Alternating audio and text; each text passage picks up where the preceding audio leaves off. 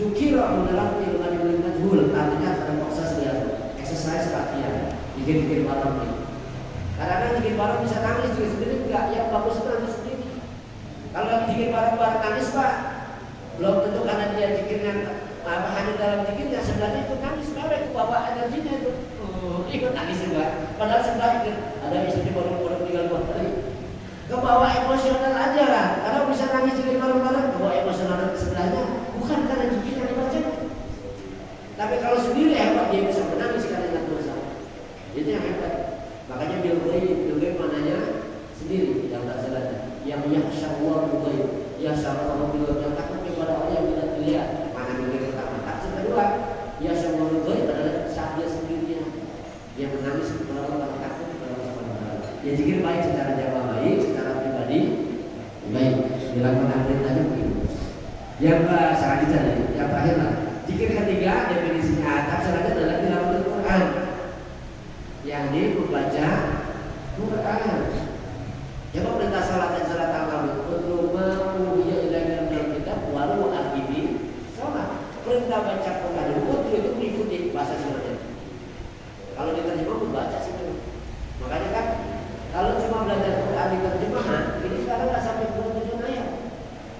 Mentok di situ. Apalagi nggak ngerti ilmu, kita masalah bahaya nih. Menjelaskan Quran itu harus menurut mengiring. Saya bilang kan agama bagaimana? Orang kayak kita ini alim kagak, ilmu enggak, balaghah mantek masyarakat nggak ngerti. Ikut-ikutan juga nggak boleh beragama. Maka menentukan seorang guru juga punya kita. Ada namanya khiyarul ustaz dan ta'lim guru yang seperti apa sih yang menjadikan guru agama? Karena guru agama itu menjadi untuk akhirat kita. Kan cirinya kalau ada namanya buat kita, bukan orang lain, maksudnya buat kita. Cari guru yang bisa membimbing kita untuk satu jalan ke akhirat, bukan cuma urusan dunia. Ini yang dalam bahasa tadi mursyid. Walaupun mursyid ada mursyid syariat, ada syariat, ada dua. Syarat mursyid juga ada biasa. Nah jadi buat kita tilawah Quran ini yang paling penting. Coba di surah Al-Fatihah ayat 29. Salah satu Allah menginformasikan ada 3 amal ya. Salah satunya yang tidak akan merugi siapapun yang bernama la yarjuna lan tabur. Yang melakukan ini perniagaan. Salah satu dan kita jatuh oleh kita Allah. Yaitu mereka yang senantiasa mempelajari atau mengikuti Al-Quran itu. Nah yaitu ini maknanya asal kata tala terus tilawah yang menjadi sini. Yaitu menggunakan fi'il mudhari artinya berarti teruslah mempelajari Quran terus membacanya terus tilawah itu.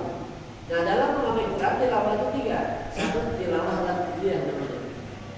Tilawah lafziyah ini belajar membaca kata cara membaca Quran, makhrajnya, tajwidnya, lagapnya, itu dipelajari.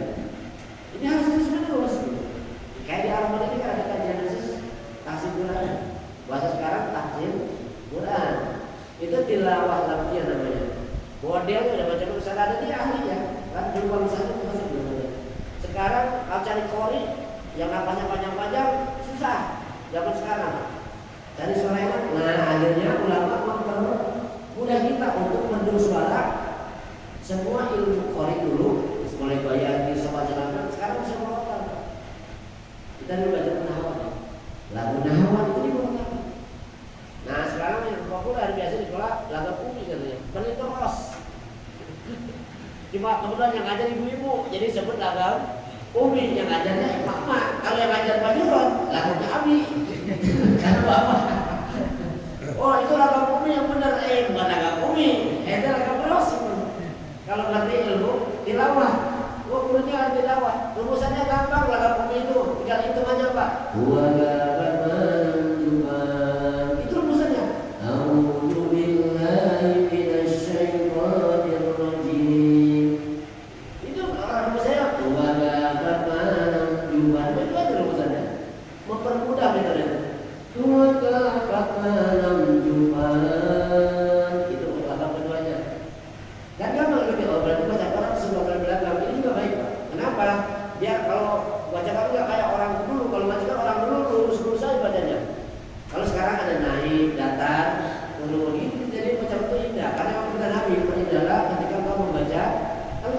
Pelajari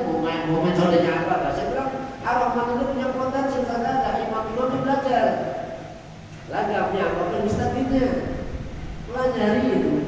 Enggak ada ilmu yang enggak mungkin kita bisa dapat walaupun ketika sempurna. Oh, hari ini kita belajar lagap ini ayo pelan-pelan.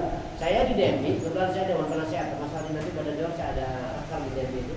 Dewan Masjid Kabupaten Kecamatan itu.